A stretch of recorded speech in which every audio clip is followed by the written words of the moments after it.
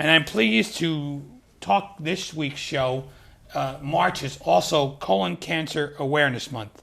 And I'm pleased to be joined by Dr. Sami Muthusamy. Dr. Muthusamy, welcome. Thank you, Mayor. And Miss Wendy Bouchard, registered nurse. Wendy, welcome to the show. Thank you. Thank you for having us. First of all, I'm going to ask you to tell us a little about yourself. Doctor, we'll start with you. How'd you get into this business? Mayor, I'm a graduate from India. I did my undergraduate in India. Then I came here. I came to Brooklyn. I did my internal medicine residency 3 years. Then, that's like a foreign country too, Brooklyn. You know, when I Some came people there, say yeah. that, right? Yeah. Then I moved to Patterson. I did 2 years fellowship in gastroenterology. That's where I got my training. Then I came to Elizabeth and I became a chief of gastroenterology at Trinitas Hospital almost for 15 years. During the time, I was teaching all my medical residents and I took care of the department of GI. That's how I ended up in Elizabeth. Now, your studies are in India? You did your degrees in India? I did my undergraduate in India, but postgraduate all here.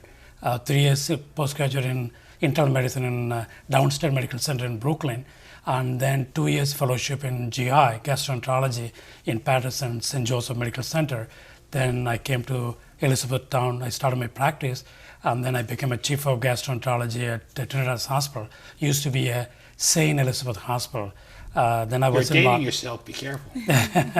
And I was involved with the teaching resident, and I taking care of the department, and then I have my own practice now. Welcome to the show. Thank you. And Wendy, if you'd tell us a little about yourself.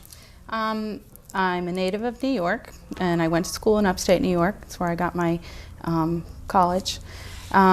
I moved down here about 20 years ago, and I've been a nurse now for 25 years. I've been with Dr. Muthusamy for about 10. I'm the manager in his endosurgery center right here in Union. And I've been a GI nurse for 10 years since I've met Dr. Muthusamy, so it's been interesting. Good. And your studies were in New York, in Brooklyn, or? No, upstate New York. Upstate New York. Upstate New York, and then mostly critical care in the beginning. And then once I joined Dr. Muthusamy, I did become certified in GI nursing. Doctor, I understand that you've received a fellowship award from certain medical organizations. Tell us what that involves. Yeah, most of the medical organization, they give fellowship to a selective people in the organization, especially who have done some work in research, produce some papers. Those are the people who get fellowship. And also people are involved in teaching, and also if they've done some community work, they usually give. When I became a chief of gastroenterology at Trinitas Hospital, I started the GI clinic at the hospital for unfortunate people who cannot afford a private practice. We have a GI clinic, and I was running almost for 15 years. That became a very busy center. Because I did teaching for the resident and I did a community service, the organization gave me a fellowship like American College of Gastroenterology, and premier organization called AGA, American Gastroenterology Association. They gave me a fellowship. And also American College of Physicians gave me a fellowship. Now, do you have to write any papers for this, or do you get published? Or usually, like if you write papers, they'll get. But if you have done community work, you're also eligible. Since I've done community work in Elizabeth, running the GI clinic almost for 15 years, and teaching the resident, they recognize my service and they gave me fellowship. Now, Wendy, do you get involved in any of this, any writings? No. Or anything? You stay out of this stuff. Yeah, you got enough to do otherwise, Yeah. right? March is colon cancer awareness, and in recent years, the public's been made well aware of colon cancer. Is it true that colon cancer is indeed one of the leading causes of cancer-related deaths? Yes, Mayor. Actually, cancer-related death is the second common cause of death in human being, next to heart attack. And among all the colon cancer, number one is lung cancer for male and breast for female. Colon cancer is the second leading cause of death for both male and female, next to lung cancer and breast cancer. But good thing about colon cancer is, among all the cancer, this cancer is preventable. Even if you diagnose early, it's also curable compared to all other cancers. That's why we want to bring attention to the public how we can prevent colon cancer. And a colonoscopy, I guess, is the best way to decide. Colon cancer, I don't know if people can see, this is the colon cancer. Almost all the colon cancer starts like a polyp in the colon called benign tumor. This polyp usually gives no symptoms, but if you remove these polyps, they won't develop a colon cancer. You can prevent the colon cancer. So the best way to detect and remove the colon polyps is doing a procedure called colonoscopy. Colonoscopy is a procedure to look inside the colon, the entire colon. It's almost 6 feet. We usually do under sedation. And if you do a full checkup, if there's any polyp, if you remove those polyps, you can actually prevent colon cancer for at least 5 to 10 years. And if it comes normal, actually they're good for 10 years. And even if you find a colon cancer when there's no symptom, by removing by surgically is curable. So that's where the colonoscopy plays a very important role for people around the age of 50 and above. Those are the high-risk people who develop colon cancer. Now, in your description on that placard up there, that means it broke through the wall in the colon cancer, Yeah. See, which what is happened, more serious? Correct. You're correct, Mayor.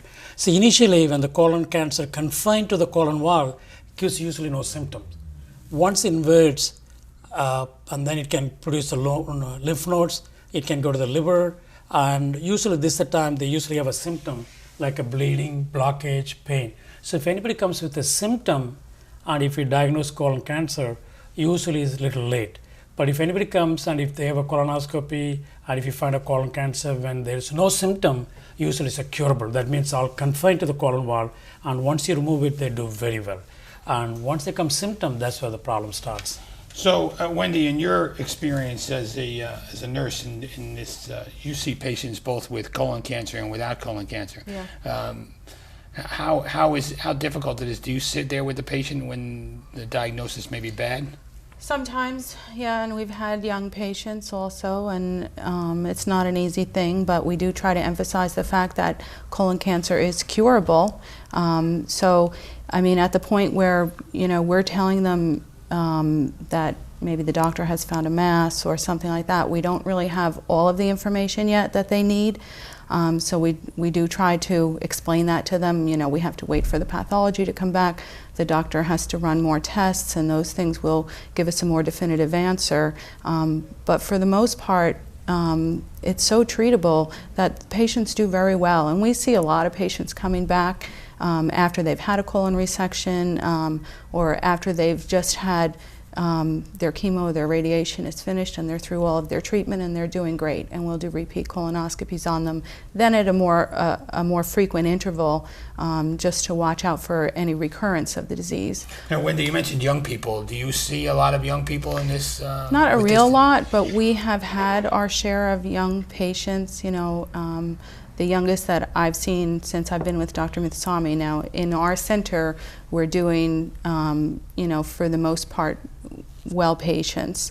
And we did have a patient that was in his early 20s that was diagnosed with colon cancer and did remarkably well afterwards. It was caught early, thank God. So it was within the wall, as you explained. Yeah. If I add more,